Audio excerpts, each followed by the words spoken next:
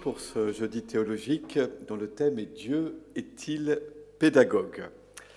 On va essayer de comprendre la question et tenter d'y apporter une réponse. Et pour cela, la première chose à faire, ça sera de s'entendre sur le sens des termes pédagogue et pédagogie. Ce sera notre première partie, la première étape. Ensuite, nous nous tournerons vers la Bible pour voir s'il est juste ou non d'appeler Dieu pédagogue. Est-ce que cette notion de pédagogie divine est enracinée ou non dans l'écriture et dans la tradition? Et que recouvre-t-elle au juste? Ce sera notre seconde partie. Et enfin, dans un troisième temps, j'espère qu'on en aura le temps, je vais avec vous lire quelques passages de l'enseignement du pape François dans Amoris Laetitia, vous savez, son document sur la famille, dans lequel justement il parle de pédagogie. Alors tout d'abord, la première partie, quel est le sens des mots pédagogue et pédagogie? Alors sans faire de pédanterie, pédagogue et pédagogie viennent du grec et au sens étymologique premier, le sens ancien du terme, le pédagogue est un serviteur, parfois un esclave même, dans la demeure, dans la maison, qui avait pour charge de conduire et de protéger les enfants, de les surveiller lorsqu'ils sortaient de la maison, par exemple pour se rendre à l'école. Le pédagogue était donc, si vous voulez, le chargé des conduites scolaires, voilà. Mais au sens de celui qui va surveiller, accompagner les enfants. Les enfants lui étaient confiés. Il grandissait sous son autorité et était soumis à sa discipline. Autant dire qu'on a des textes dans lesquels le pédagogue n'est pas très bien vu, parce que c'était un peu l'autorité, si vous voulez, dont les enfants avaient envie, souhaitaient s'affranchir. Donc le pédagogue n'était pas l'enseignant, mais celui qui conduisait jusqu'à l'enseignant. Le terme prendra ensuite un sens plus large d'éducateur. Et aujourd'hui, on le sait, la pédagogie se comprend comme la science de l'éducation des enfants. Et la science pédagogique se veut basée sur plusieurs autres sciences, la psychologie, la physiologie, la sociologie, la neurobiologie, etc. L'éducation est un art et la pédagogie cherche à donner à cet art un fondement scientifique. C'est le sens qu'aujourd'hui ce terme a. On sait l'importance qu'a prise au cours des dernières décennies la réflexion pédagogique et sa visée aujourd'hui est de permettre à l'enfant de découvrir et de construire son identité personnelle afin qu'il puisse être le sujet libre de sa vie. La pédagogie promeut une éducation la moins directive et la moins contraignante possible afin que l'enfant découvre qui il est et s'accomplisse. Alors on sait tous les débats, parfois les polémiques autour de la pédagogie. Il y a des adversaires qui parlent de pédagogisme. Je n'entrerai pas dans ces débats, mais simplement pour vous donner le sens contemporain du terme. En langage courant, lorsque l'on dit que quelqu'un est pédagogue, nous voulons dire qu'il est capable de s'adapter à son auditoire. Et retenons ce terme, s'adapter. Capable de s'adapter à son auditoire, qu'il sait trouver les mots pour faire comprendre des choses difficiles. Le pédagogue n'a pas seulement des connaissances, il possède aussi l'art d'y introduire autrui. Si la pédagogie est nécessaire, c'est aussi un point important que je souligne, c'est que l'être humain est situé dans le temps. Nous naissons faibles, impuissants, ignorants, mais riches de potentialités.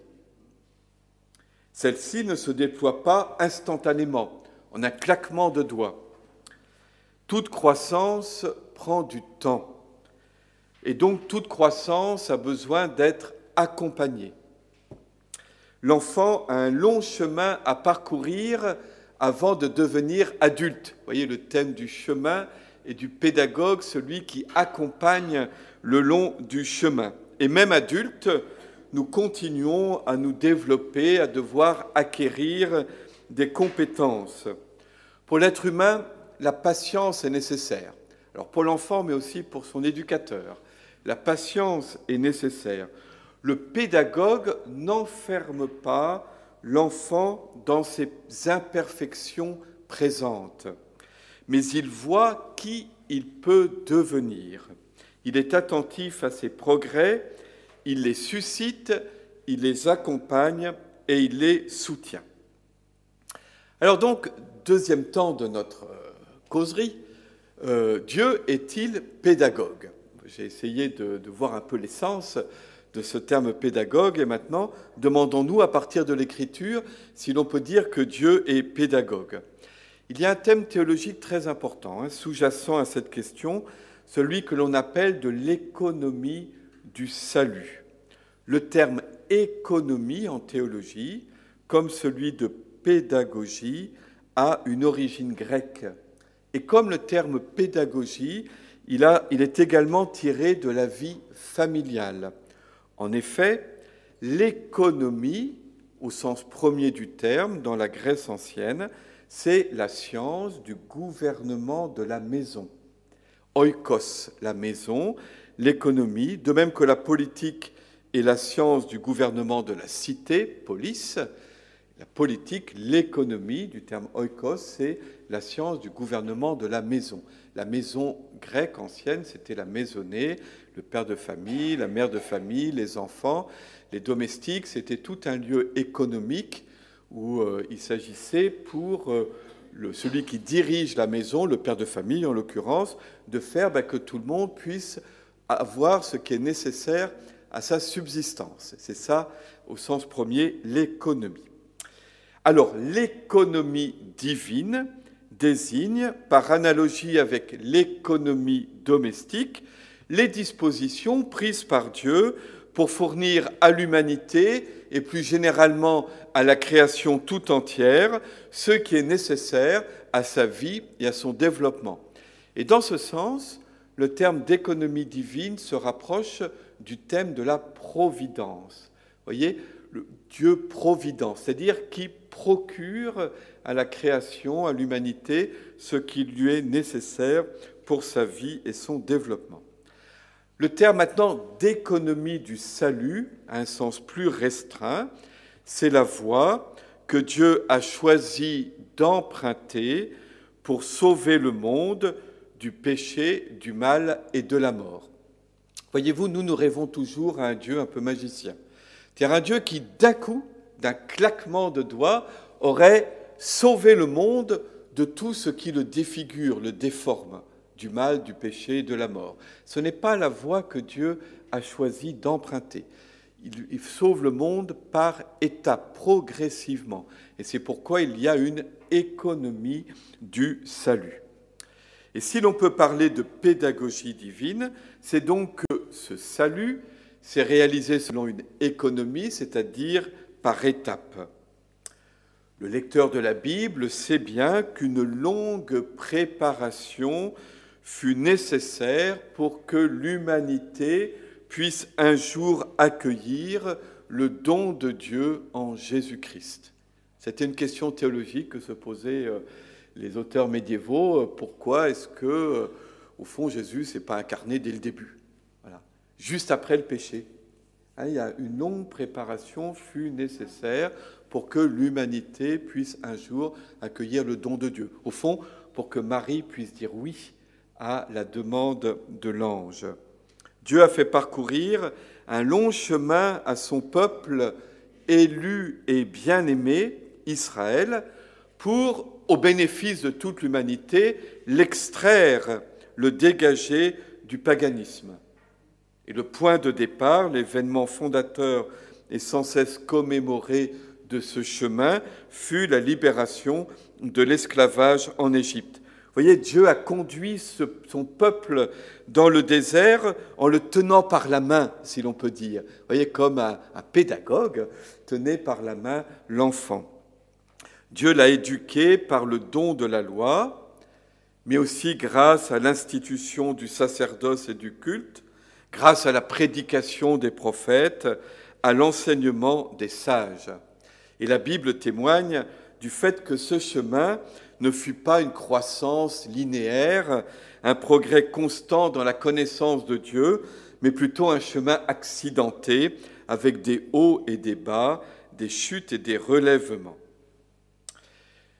Et donc, l'Ancien Testament témoigne de cette pédagogie divine. À plusieurs reprises, Israël, dans l'Ancien Testament, est comparé à un enfant.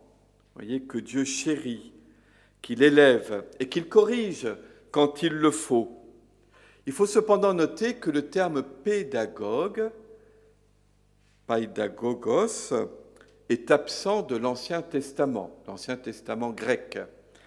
Et à ma connaissance, il n'y a pas d'équivalent dans la Bible hébraïque. Et donc, il faut peut-être dire qu'au sens premier étymologique, Dieu n'est certainement pas le pédagogue, si l'on comprend pédagogue comme étant le serviteur. Vous vous rappelez le premier sens, hein ? Dieu n'est pas un serviteur. Vous voyez, dans quelle maison serait-il le serviteur ? Il est le père d'Israël. Mais en même temps qu'il est le père, il est aussi celui qui accompagne sa croissance. Et donc, si l'on emploie le terme dans le sens courant, contemporain, on peut effectivement parler de Dieu pédagogue. Et c'est ce que fait le Concile Vatican II. C'est le Concile Vatican II, soucieux de rappeler à l'Église l'importance de l'Ancien Testament pour les chrétiens, affirme ceci dans la Constitution Dei Verbum, et là je cite le Concile Vatican II, « Bien que ces livres, c'est-à-dire ceux de l'Ancien Testament, contiennent aussi des choses imparfaites et provisoires, ils font cependant preuve d'une véritable pédagogie divine. » Fin de citation. C'est dans Dei Verbum au numéro 15.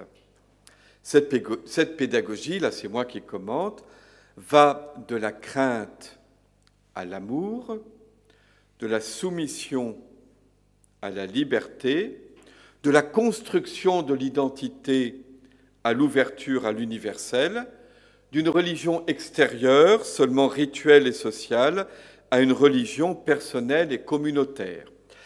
Et je précise, et j'insiste bien, que ce parcours que je viens de décrire est intérieur à l'Ancien Testament. On ne peut pas dire que la religion de l'Ancien Testament serait celle de la crainte et celle du Nouveau Testament, celle de l'amour, etc. Vous voyez, ce parcours que Dieu fait parcourir, fait cheminer à Israël est déjà intérieur à l'Ancien Testament et il parvient à son terme, à son accomplissement dans la personne de Jésus.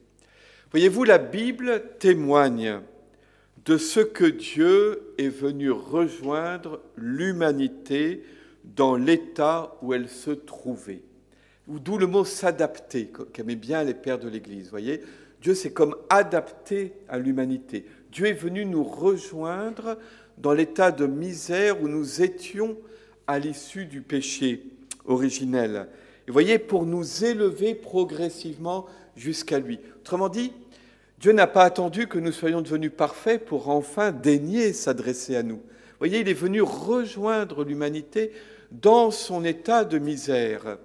Et d'où avec le risque même d'une forme de compromission. C'est pourquoi qu'il y a dans la Bible, on se choque parfois dans l'Ancien Testament de voir des expressions violentes et tout ça. Dieu n'a pas hésité à rejoindre l'humanité dans l'état où elle était, y compris dans ses violences, mais pour nous élever jusqu'à lui. Ce n'est pas d'un coup que l'humanité peut passer du paganisme à la sainteté. Pour ça, il faut du temps, il faut de la patience, il faut de la persévérance. C'est pourquoi les béatitudes, le sermon sur la montagne, la loi évangélique de l'amour désintéressé et celle de l'amour des ennemis n'ont pas été données par Dieu immédiatement à une humanité encore prisonnière de ses convoitises et de ses superstitions. Cela aurait été absolument irrecevable. Il a fallu d'abord la loi du Sinaï et ses préceptes. Il a fallu la prédication des prophètes. Il a fallu l'enseignement des prêtres et celui des sages. Tout cela fut nécessaire pour libérer Israël au bénéfice de toute l'humanité. Et l'on sait avec quelle difficulté, il suffit de lire les prophètes, pour libérer Israël des cultes païens, de la magie, de la sorcellerie, de toutes les peurs, de toutes les superstitions qui hantent l'humanité, et pour l'élever jusqu'à la connaissance et l'amour du Dieu unique, et mettre notre confiance dans l'amour du Dieu unique, et non pas dans des divinités ou des magies, toutes ces choses-là. Voyez ? L'interdit est nécessaire comme première étape de la loi, afin de dénoncer, de contenir les violences et les injustices, mais l'interdit n'est pas le tout de la loi. C'est le début de la pédagogie divine qui conduit jusqu'à l'amour, qui bannit la crainte. Alors, chers amis, ce chemin, ce n'est pas simplement Israël autrefois. Vous voyez, nous avons tous à le parcourir. Nous avons tous à le parcourir. Il doit être sans cesse repris. Rien n'est définitivement acquis. Ce n'est pas, pour nous aussi, ce n'est pas d'un coup que nous parvenons à surmonter nos convoitises pour vivre un amour désintéressé. Ce n'est pas d'un coup que nous réussissons à maîtriser nos pulsions pour être libres et nous donner.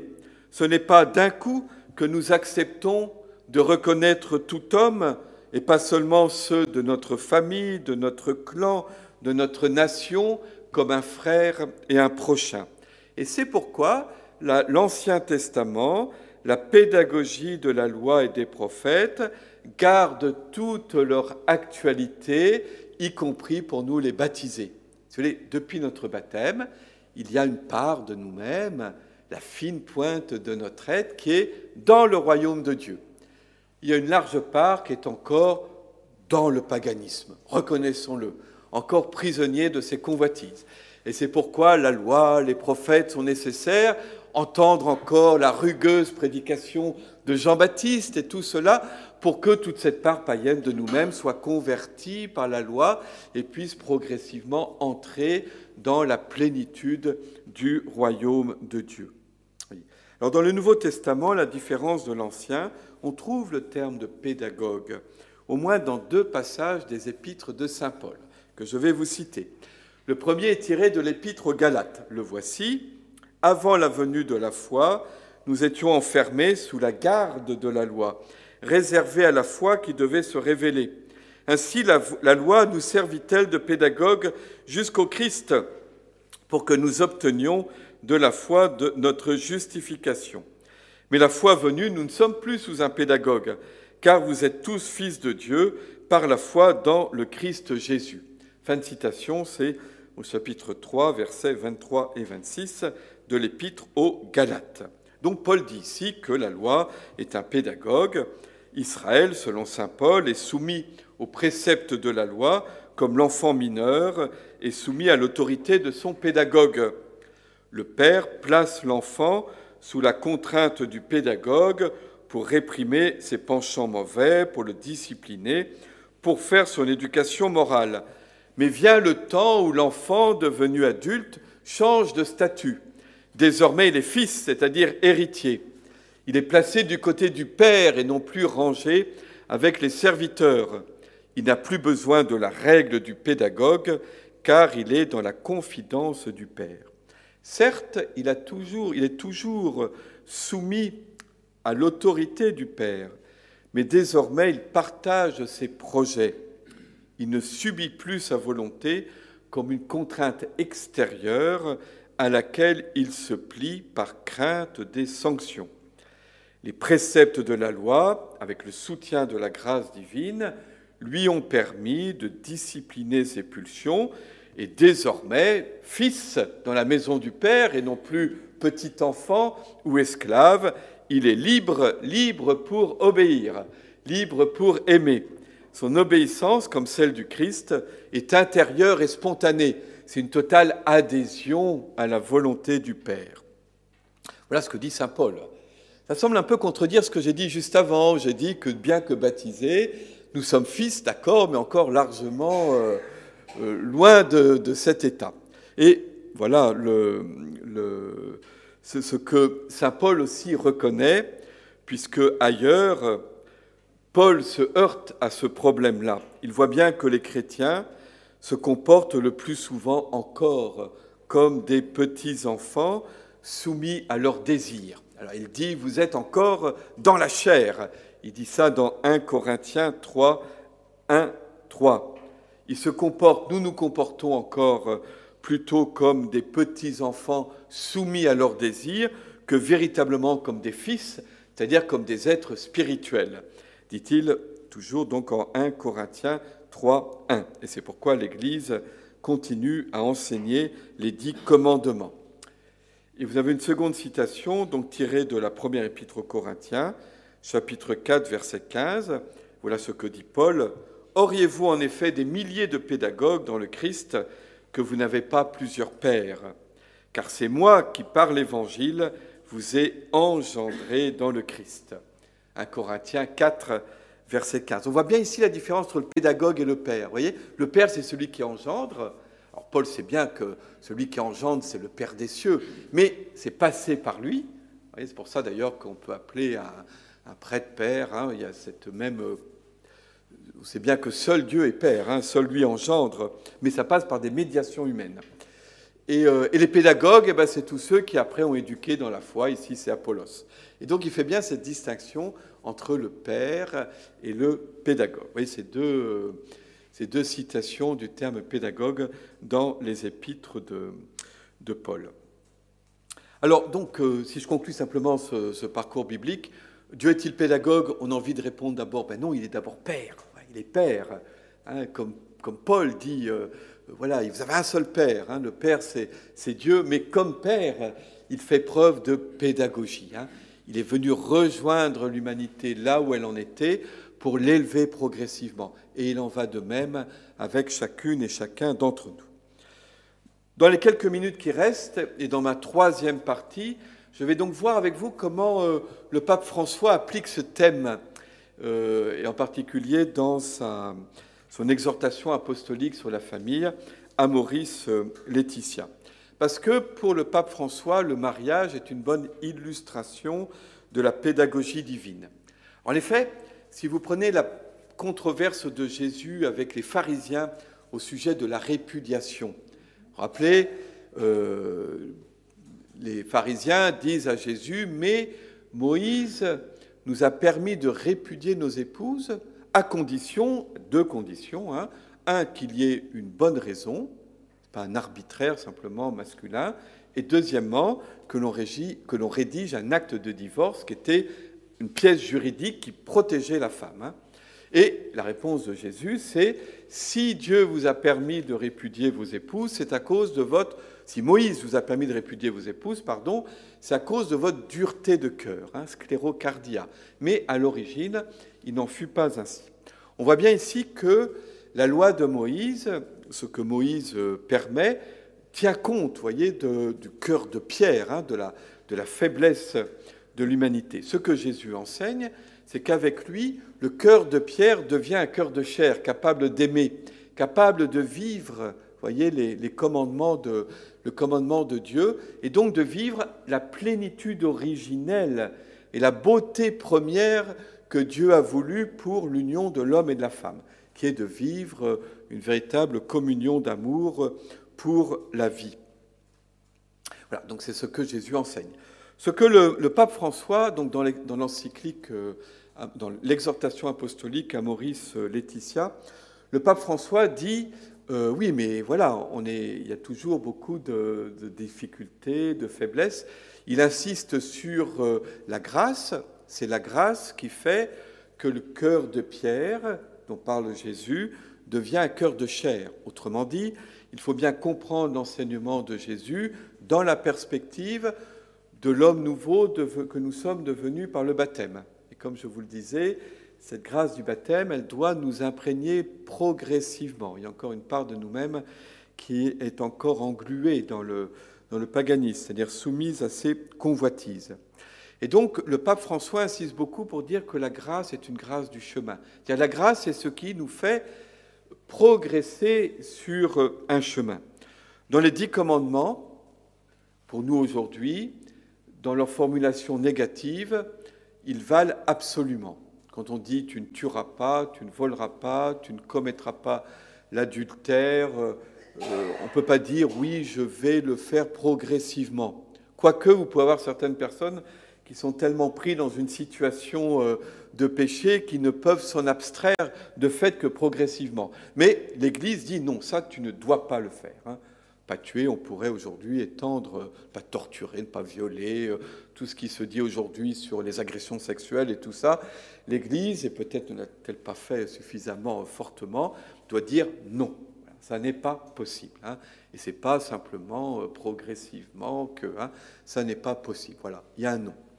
Maintenant, lorsqu'il s'agit du commandement de l'amour, vous voyez, on voit bien que pour personne d'entre nous, aucun couple, voyez, n'est parvenu à une perfection de l'amour tel que le Christ l'enseigne. Vous voyez, une perfection de l'unité, à construire une communion profonde de vie et d'amour, comme le dit le Concile. Et donc ça, c'est l'objet, vous voyez, la grâce est active pour nous faire progresser. Donc, vous voyez, le pape donc demande de tenir compte d'un certain nombre de conditionnements qui font que, même en disant non, ça n'est pas possible, on ne peut que s'extraire parfois que progressivement d'une situation de péché en raison de multiples facteurs.